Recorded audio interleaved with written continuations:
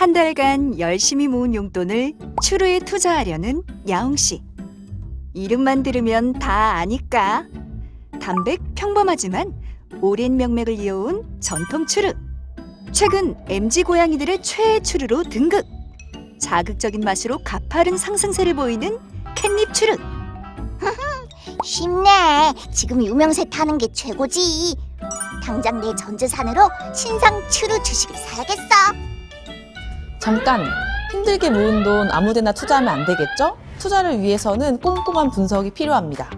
꼼꼼한 분석을 위해서는 수학적 사고가 중요한데요. 제가 알려드리겠습니다.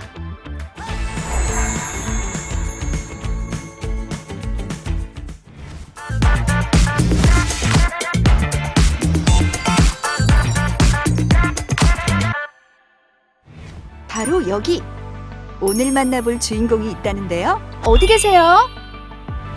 안녕하세요. 저는 하나투자증권에서 음식료 업종과 화장품 업종을 분석하고 있는 한유정이라고 합니다. 반갑습니다. 증권사의 꽃이라 불리는 애널리스트는 증권사나 경제연구소 등에서 주식 종목, 경제 시황들을 분석하는데요. 객관적인 데이터를 전달하여 투자자의 가치 있는 결정을 돕는답니다.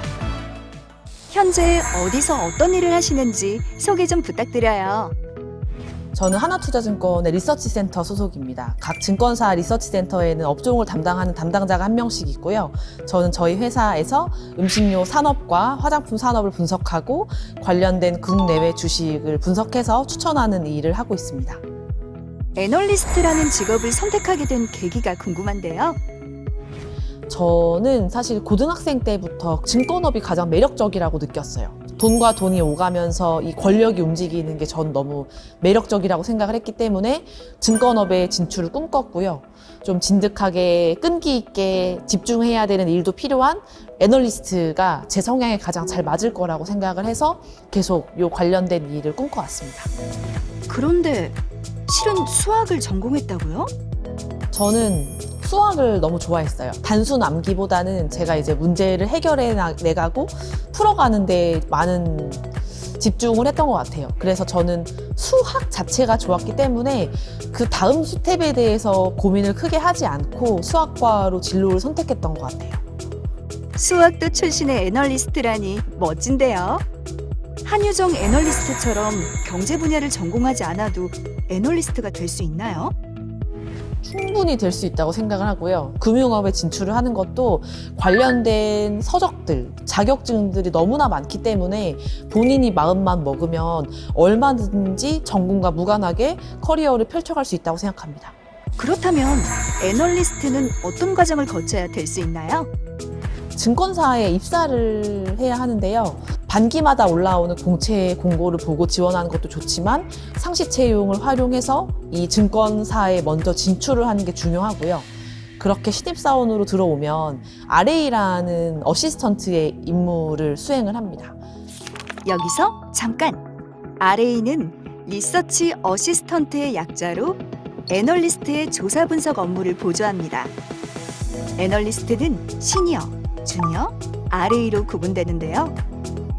RA로 입사해 약 2, 3년을 거치면 본인 이름으로 보고서를 발간할 수 있는 주니어가 될 수 있습니다. 통상적으로는 RA를 2, 3년 정도 하고 나면 내부적으로 승진 심사를 거쳐서 승진을 하게 되는 기회를 얻을 수 있습니다. 그렇게 애널리스트로 입봉한다라고 저희는 이야기를 해요. 한유정 애널리스트도 이 과정을 거쳐 지금 자리까지 오신 걸 텐데요.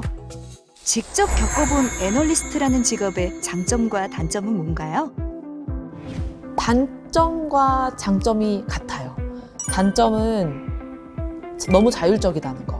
애널리스트로 데뷔를 한 순간부터는 저한테 직접적인 업무 지시를 내리는 사람, 아니면 저를 특별히 도와주는 조력자라고 할 만한 게 없기 때문에 늘 긴장해 있어야 된다는 게 단점이에요. 하지만 그 특성을 잘 이해한다면 얼마든지 내 패턴에 맞게 내 커리어를 꾸려갈 수 있다고 하는 건 다른 직종에선 낼 수 없는 어마어마한 강점이라고 생각합니다.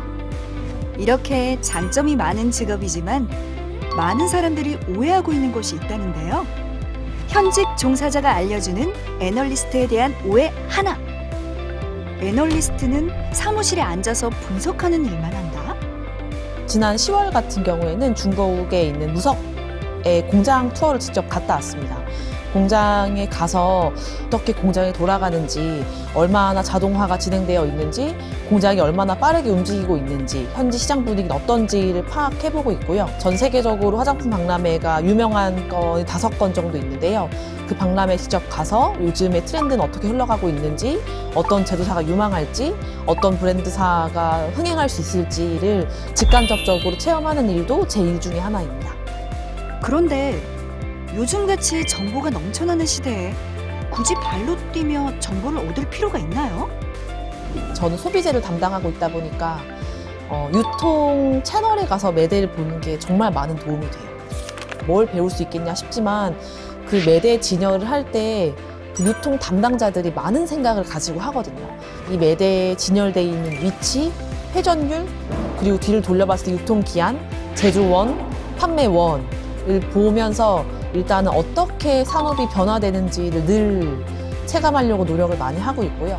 현직 애널리스트가 알려주는 애널리스트에 대한 오해 둘. 애널리스트는 모든 시장의 흐름을 꿰뚫고 있다? 이것도 오해입니다. 저는 그 기업에 대해서는 정말 100% 잘한다고 얘기할 수 있지만 이것만 가지고 시장의 흐름을 모두를 알 수는 없기 때문에 네, 오늘 장이 오를지 내릴지 알 것이다. 뭐 금리는 언제 빠질까요? 하지만 그건 엄밀히 말하면 제 분야는 아닌 거죠. 기업을 분석하는 기업 분석 애널리스트가 있는가 하면 경제, 주식 시장 등을 분석하는 투자 전략 애널리스트도 있고, 이렇게 애널리스트는 담당하는 분야가 제각각이라 모든 시장의 흐름을 알기는 어려운 거죠. 현직 애널리스트가 알려주는 애널리스트에 대한 오해. 그 마지막. 애널리스트의 예측은 100% 맞을 것이다. 저도 가능성을 이야기한다고 얘기 드려요. 이럴 수도 있고 저럴 수도 있지만 저는 이 가능성이 높다고 생각합니다. 그 이유는요? 를 이야기하는 거죠. 방대한 양의 데이터를 분석하여 압축하고 상대방을 설득해야 하는 애널리스트. 큰 노력이 들어가는 만큼 예측이 틀리면 타격이 좀 클 것 같은데 어떠세요? 100% 확신할 수 있는 일은 단 하나도 없다 생각해요. 가능성을 전달하고 그 이유에 대해서만 합리적으로 전달한다고 하면 맞고 틀리고 자체를 따져드는 일은 아니라고 생각해요. 틀렸으면 그 또한 배우는 거죠. 왜 틀렸을까? 여기서 틀렸구나를 알고 틀림을 인정하는 것도 제 일 중에 하나입니다. 반대로 시장 예측이 잘 맞았던 경우도 있을 텐데요. 저는 6년 전부터 한국의 라면이 해외 시장에서 좋은 인기를 끌 수 있을 것이다. 제 나름대로 근거를 들어서 설명을 드렸었고, 제가 맞았구나를 스스로 깨달으면서 다시 한번 자신감을 얻을 수도 있었고, 앞으로도 그런 변화를 포착하고 싶다라는 생각이 최근엔 많이 들고 있습니다.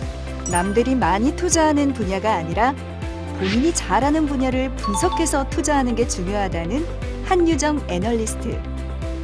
그런데 그거 뭘 어떻게 해야 하는 거죠? 일단은 과거 사례를 찾아보는 일이 가장 중요한 것 같습니다. 과거에 있었던 일이 앞으로 반복되는 일이 잦기 때문에 과거에 어떤 성공 사례가 있었고 또 과거에 실패 사례가 있었다고 한다면 그때는 어떤 이유 때문에 흥행하지 못하고 실패했는지를 살펴보고요. 시장에 대한 트렌드도 분석합니다. 산업을 먼저 분석해서 기업으로 내려와서 분석을 마무리하기도 하고요. 기업을 먼저 분석해서 산업으로 올라가기도 합니다. 본인만의 분석 노하우가 있나요? 저는 수학을 전공했다 보니까 정량적인 분석과 정성적인 분석을 잘 섞을 줄 안다고 생각을 하고 있습니다. 네? 또 수학이라고요? 괜찮습니다. 지금부터 정량적 분석과 정성적 분석에 관해 쉽게 알려드릴게요. 정량적 분석이란 말 그대로 수치를 다루는 분석. 숫자와 통계 등을 이용하여 기업이나 산업의 자산, 리스크 등을 분석하는 걸 말하는데요. 과거 시장 데이터를 분석하여 미래의 가격 변동을 예측하기도 하고 회사의 내재 가치를 파악하여 투자 결정을 내리기도 합니다. 정량적 분석에는 관련된 수식이 다양하게 사용되는데요. 예를 들어 매출분의 순이익의 100%를 곱하면 순이익률을 구할 수 있고 매출분의 영업이익의 100%를 곱하면 영업이익률을 구할 수 있습니다. 그렇다면 정성적 분석은 뭘까요? 반면 정성적 분석이란 정량화할 수 없는 데이터를 기반으로 주관적인 판단을 내리는 것을 말하는데요. 최근 들어서 중국에 있는 법인들은 실적이 생각보다 안 좋았고 중국 외 지역으로의 수출은 너무나 좋았어요. 이게 공통된 교집합이었거든요. 그러면은 이게 이 네 기업의 우연한 공통점일 수는 없기 때문에 그럼 중국 시장은 왜 생각보다 부진했을까를 찾아보는 거고, 그럼 왜 중국 외 시장에서는 한국 ODM을 선호하는 걸까? 그 로컬에는 기업들이 없는 걸까? 그 기업들 대비 우리 기업들이 갖는 강점은 뭘까? 정량적 분석과 정성적 분석, 둘 중 어떤 방식으로 시장을 분석하든 수학적 사고력이 바탕이 되어 있어야 한다는 한유정 애널리스트. 생각인 것 같아요. 뭐가 나왔을 때 이거지. 자판기에 이 버튼을 누르면 이게 나와야지가 아니라 주어진 명제를 가지고 생각해내는 거.